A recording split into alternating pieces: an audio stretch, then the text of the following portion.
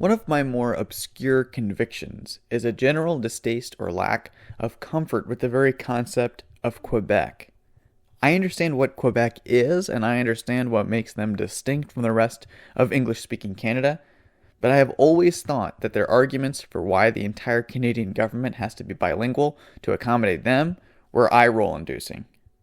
We were here first. You English people just conquered us, and now you want us all to assimilate to your way of life and language. That's not fair. It's always particularly rich because it's almost insinuating that the Quebecers just sprung from the soil coincidentally speaking the same language as people in France, and it was the English who had this novel idea of settler colonies. The Canadian government doesn't have to use any of the native languages in official proceedings. Then again, I am being flippant and dismissive. It isn't as nonsensical as I'm making it sound in reality, is it? There is something different about the Quebecers, right? Quebec, well, it's a nation. Nations are like, well, they are a thing that should be respected, right? There is no Italian nation in Canada that needs to be respected. Those Italian immigrants just assimilated, and they were expected to, and Canada is better off because they did. But nations are tricky, slippery things. They usually attach themselves to people living in places that speak the same language, but not always. They almost always do have a history or story, though, that explains who they are to the world. The story serves to literally explain how that nation came to be in a strict historical sense, but that story also literally recreates the country as a thing when it is retold. Quebec exists partially because they say it does, and partially because of centuries of conflict between English Canadians and French Canadians that forged an identity contingent on separation from the Protestant English-speaking majority in Canada. The story and self-understanding in that story are often more important than any logical argument about who they are or where they should be.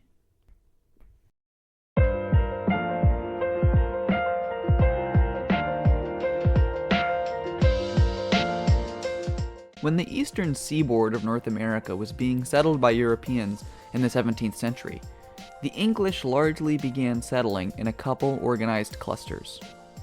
But the English settlers joined a number of other Europeans who were already settling this part of North America. Around the Delaware Bay, there was a small group of Swedes, but there was actually very little settlement in New Sweden, and it was mostly a number of forts to facilitate trade with the Native Americans. Two other groups of Europeans left much larger impacts on this region, the French and the Dutch. The French claimed much of what is today Canada and much of the American Midwest. However, most of the actual French settlement was limited to what is today Quebec, Louisiana, and a region called Acadia. You probably already know this though. Quebec still speaks French as its official language, and has basically forced the entire country of Canada to become bilingual because of it. Louisiana and Acadia don't largely still speak French, but Creole and Cajun culture has definitely left a strong impression on the state of Louisiana. At the time of the British conquest of Quebec, at the end of the French and Indian War, the population of French speakers in the region was about 55,000, which was fairly sizable for the time. However, in around 1650, about 100 years earlier, when the British took control of the New Netherlands, there were only 2,000 French speakers in the area, compared to the 9,000 Dutch speakers in the colony of the New Netherlands at the exact same time. By 1790, just after the American Revolution, and not long after the British conquest of Quebec, at the time of the first United States Census, there were around 100,000 Dutch Americans, with 55,000 in New York State alone, and 28,250 in New Jersey. So why isn't America a bilingual country today? What happened to them? Nobody speaks Dutch in New York or New Jersey anymore. What happened to the New Netherlanders? If I told you there was only one US president who is not a descendant of King John of England, who is a common ancestor of almost every person with English ancestry, who would you guess?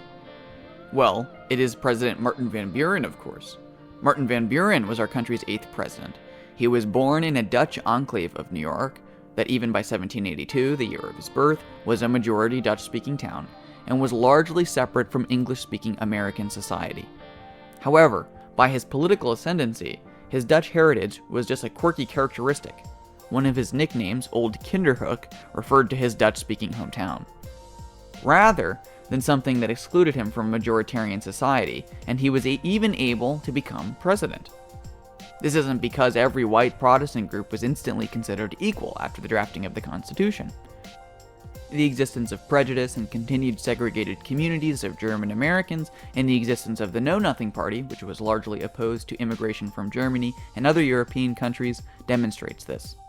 But instead, because the Dutch had a number of elites who participated in and supported the revolution, namely the Schuyler family, the Rensselaers, the Clintons, and most of the New Amsterdammers, while the Americans, who largely considered themselves Englishmen at the beginning of the war, became Americans, the Dutch, and for that matter, the Scottish and many Ulster Scots, also participated in that same ethnogenesis and also became Americans.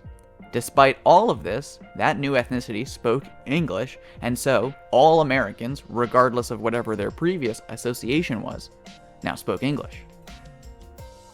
In this sense, the American Revolution was a very constructive moment, and especially the period following the Revolution, where the very idea of a federal level of organization for the former 13 colonies was first seriously considered, resulted in the concept of an American.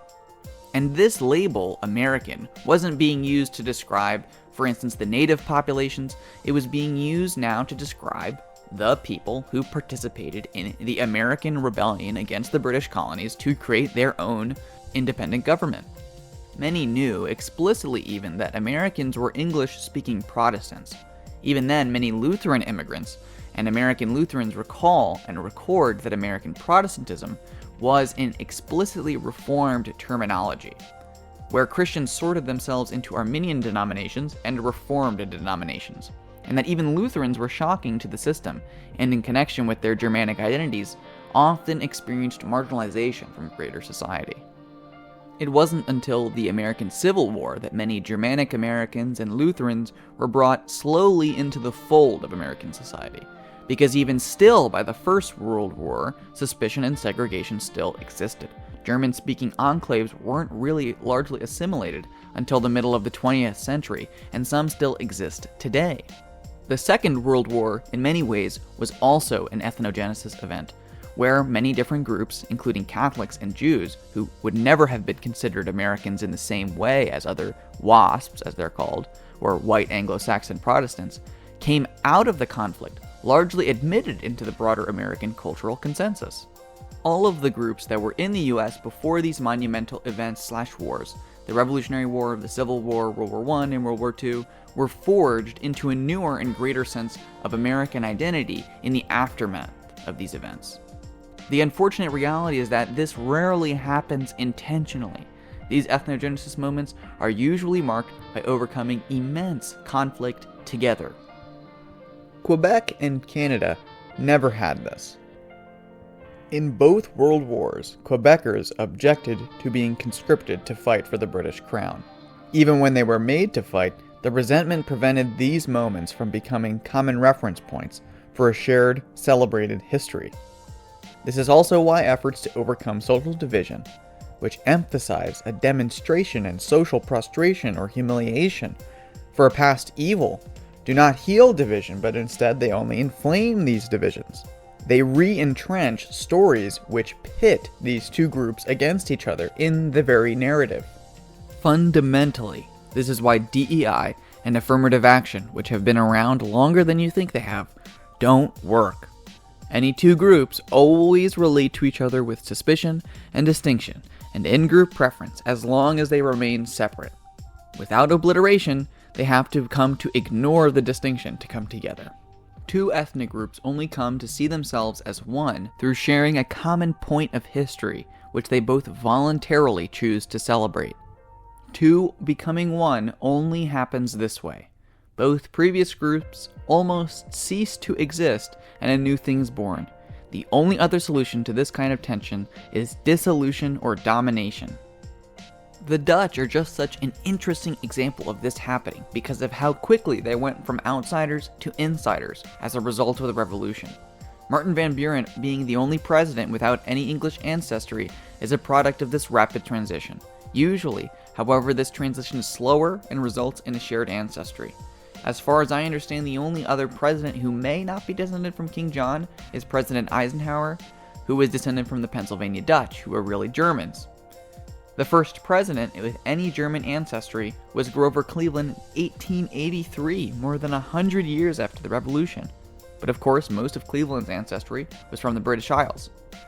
I say all of this only to demonstrate that in the history of the most diverse country in human history, an idea which should not be taken lightly, real unity comes from overcoming great struggle together for an agreed upon purpose. Usually it means fighting and defeating an outsider. Every other comparable nation, like China or Russia or ancient Rome, which also had to deal with a large number of small ethnicities, none of which were nearly as diverse as the groups present in the United States, only did so by the violent suppression and replacement of those minority groups with the majoritarian ethnicity. If this is something you do not want to happen, you are going to have to think of more creative solutions than language policing and performative activism. TLDR, basically, identity politics is not only wrong, but not even capable of producing the outcome that it desires. Have a nice day, and God bless.